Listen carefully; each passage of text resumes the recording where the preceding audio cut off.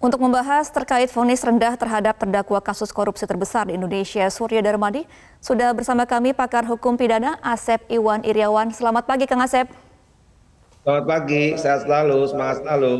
Sehat selalu. Kang Asep, ini 15 tahun divonis padahal dari jaksa dituntut seumur hidup. Apa yang meringankan sebenarnya?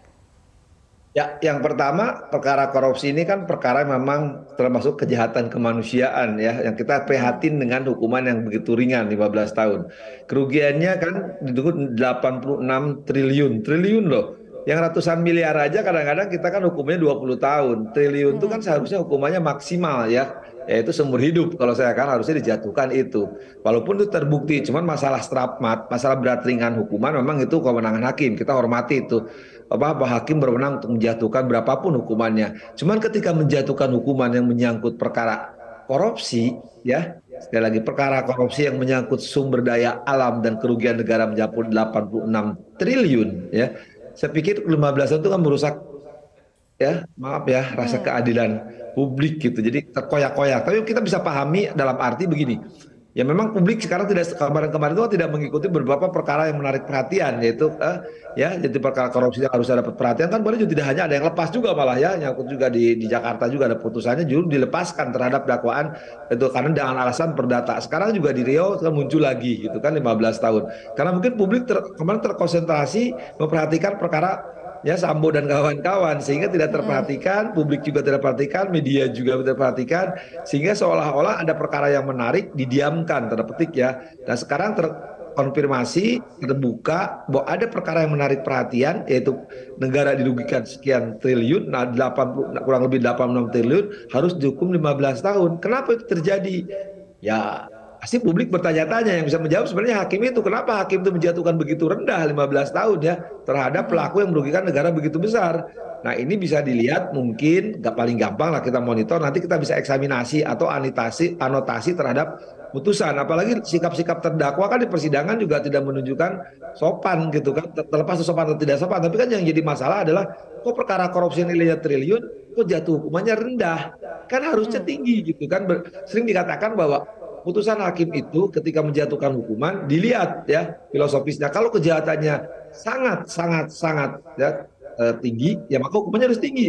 Sosiologis tuntutan masyarakat terhadap korupsi itu kan hukuman berat, maka kadang-kadang mintanya hukum mati kan. Tapi faktanya juga pernah kejadian di Mahkamah Agung yang menyangkut seorang menteri ya yang sekarang dalam penyelidikan KPK, hukumannya ringan kan, dulu menteri yang ketangkap OTT itu kan, hukumannya ringan, perkara korupsi loh, negara dirugikan karena terjadi sesuatu itu kan. Kemudian juga secara sosiologis, secara yuridis ya, secara filosofis, nah yuridisnya juga memungkinkan hukuman maksimal ya, kecuali hukuman mati. Mati kan sedang dalam keadaan ada keadaan-keadaan tertentu. Tapi kan setidaknya ketentuan seumur hidup ya harusnya hakim minimal konform sama gitu kan. Kalau lebih rendah 15 tahun ya terlalu jomplang gitu. Menurut saya setidaknya kalau seumur hidup 20 tahun, tapi kalau 15 tahun ya pasti tanda tanya publik yang harus dijawab oleh pihak peradilan. Kenapa Anda menjatuhkan lebih rendah tuntutan ya tanpa alasan yang logis? Kira ini pertanyaan memang harus dijawab oleh pihak peradilan gitu.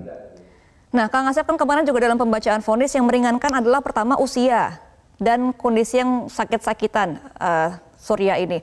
Kemudian juga katanya sudah memberikan banyak CSR kepada masyarakat dan juga memiliki pegawai pekerja yang banyak di perusahaannya. Nah, alasan tersebut itu logis nggak sih untuk meringankan kejahatan dari Surya, sedangkan korupsinya sangat tinggi sekali? Ya, pertanyaan tadi, ini kejahatannya sangat besar, kerugian 86 triliun ya, menyangkut sumber daya alam ya. Tapi pertanyaan sebenarnya dibalik sama saya. Sudah tahu tua, sudah tahu sakit-sakitan, maka kok korupsi gitu kan. Nah kan sekarang kalau hukum itu tidak mengenal usia, tidak mengenal kondisi. Kalau dia korupsi itu kejahatan. Ini kejahatan ya, luar biasa ya, kejahatan serius ya, kemanusiaan. Karena yang dirusak juga kan ya, yang harusnya dinikmati oleh seluruh anak bangsa kan, di Undang-Undang 40 dikatakan seluruh kekayaan dan dikuasai oleh negara. Nah, ketika dikelola oleh pihak-pihak tertentu ya jangan dengan alasan CSR hanya sekian persen, tidak berbanding dengan rasa keadilan. Rasa keadilan itu harus misalkan ya, bagaimana seorang yang merusak kekayaan alam dan dikorupsi, dia dinikmati sekian triliun tapi tidak dikembalikan kepada yang harus dinikmati oleh masyarakat, dinikmati oleh kelompok-kelompok tertentu, dan kelompok tertentu dengan menikmati dengan enaknya aja. Nah sekarang juga dengan cara hukuman 15 tahun itu, nanti kan bayangkan ya, dia jalani ya, dia remisi ya, Kemudian ya, dengan 15 tahun jatuhnya kan ada pengurangan-pengurangan, itu terlalu ringan menurut saya gitu kan. Nah, kalau misalkan alasan berapa yang diberikan kepada masyarakat CSR, saya yakin tidak akan mencapai 2,5% gitu kan. Nah, ngomong soal duit juga, ini uang ganti rugi yang sebelumnya dituntut oleh JPU kan sebesar 78,8 triliun. Kemudian dikurangi hampir setengahnya oleh hakim menjadi 39,7 triliun. Mengapa bisa seperti itu, Kang Asep? Ya, itu mungkin karena orang fakultas hukum itu dulu ya umumnya orang masuk fakultas hukum karena matematiknya ya banyak yang jeblok. Maka fakultas hukum karena fakultas hukum tidak ada hitung-hitungan. Cuman salah, tadi fakultas hukum itu hitungan banyak. Misalnya hukum waris, hukum dagang, kemudian apa? Nah, di perkara tindak pidana korupsi kan sebenarnya gampang kan. Jadi yang terbukti dalam persidangan bahwa jaksa sudah menghitung misalkan apa kerugiannya 86. Sekarang uang penggantinya menjadi 39. Ya, orang juga bisa menghitung kan kalau di kerugian 86 jadi uang pengganti kepada 39 tuh jumlahnya triliun loh. Ini bukan miliar, bukan juta, triliun loh penghitungannya yang susah ya, nolnya suka banyak. Kan tidak masuk akal kalau kerugiannya 86 tiba-tiba penggantinya 39, ngitungnya dari mana gitu kan. Nah, kita harus sebenarnya variabel apa yang digunakan Kang Asep untuk menghitung kerugian seperti itu? Ya, tadi seperti tadi, kenapa hukuman 15 tahun, sekarang juga penghitungan pasti pertanyaan publik juga kan, kok hitungannya 39, padahal kerugian negara 86 triliun. Triliun loh, penghitungan triliun itu bukan perhitungan yang sederhana kan, sangat susah gitu kan. Katakan kalau miliar turun misalkan 300 miliar ke 30 juta ke 6 juta bisa gampang hitungnya. Tapi kalau dari 86 triliun jadi 39 triliun, itu kan seperti hitungan togel gitu kan. Oke, nah JPU kan juga masih mempertimbangkan ya Kang Asep untuk melakukan banding. Kira-kira untuk materi banding yang harus disampaikan agar Surya ini mendapatkan hukuman yang setimpal apa, Kang Asep?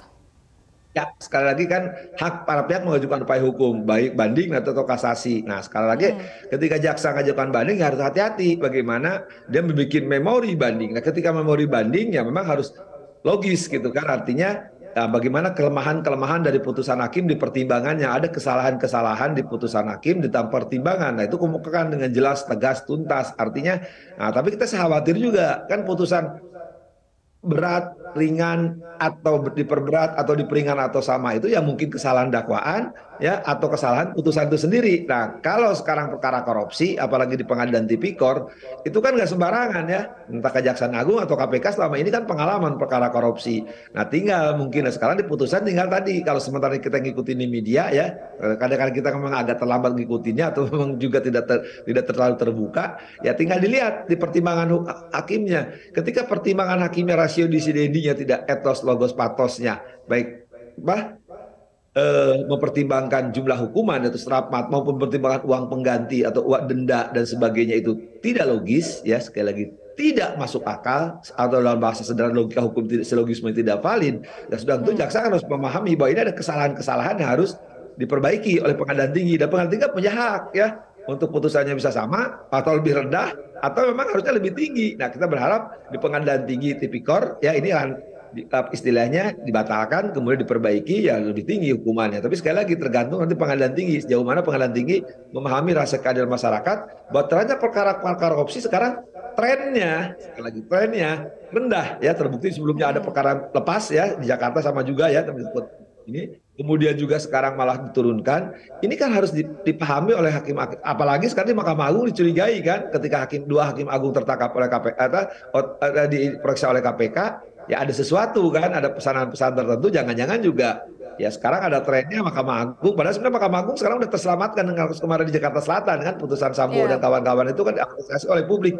Jangan sampai peradilan sekarang turun karena ternyata publik melihat lagi, media juga mengcover bahwa ada cerita perkara korupsi yang lepas, perkara tinggi lagi dong lepas, sekarang 15 tahun. Baik. Nah, kita berharap pengadilan tinggi untuk memahami ini gitu, artinya pahamilah bahwa keadilan publik itu nggak bisa dibohongin gitu ya, bahwa keadilan itu memang tertinggi ya, kejujuran katakan sekarang apa trennya kejujuran loh, semua harus jujur mengatakan bahwa negara ini jangan dibohongin gitu kan, jangan culas lah. Baik. Karena bukan 45 mengatakan kita butuh negara ini orang cerdas, mencerdaskan ya, kesejahteraan. Jangan sampai kesejahteraan, kecerdasan dibohongi oleh para koruptor-koruptor, kemudian dimainkan oleh penegak hukum dengan cara-cara ya sekali lagi dengan cara-cara yang licik.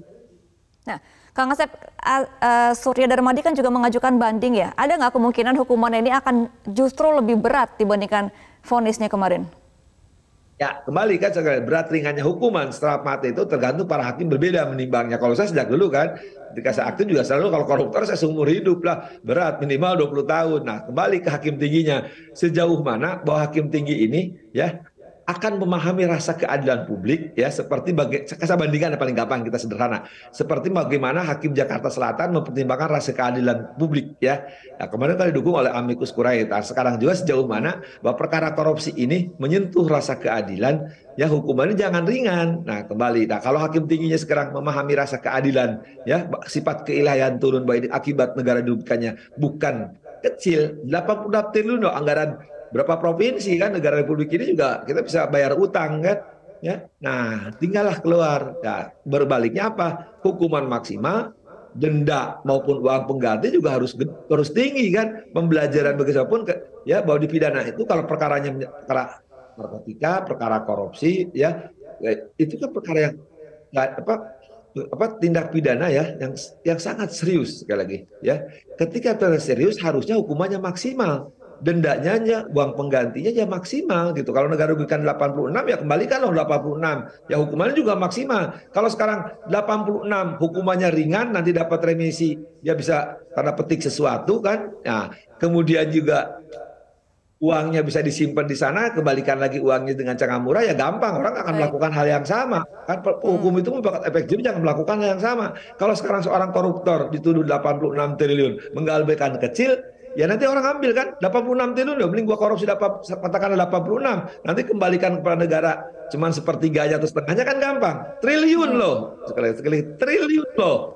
Bukan ini uang puluhan atau ratusan juta. Kan lebih enak. Kapan kita manusia Indonesia, siapapun pejabatnya, siapapun orangnya, mendapat kekayaan 86 triliun. 1 triliun aja sekira ya bagi pegawai negeri pertanyaan ya. Pegawai pajak aja kemarin 54 miliar, 56 miliar, langsung dibobol, langsung dihajar netizen, apalagi 86 triliun, berapa kali 56 miliar kan kekayaannya gitu kan, dan itu yang cuma sekali menyangkut sumber daya alam yang dirusak.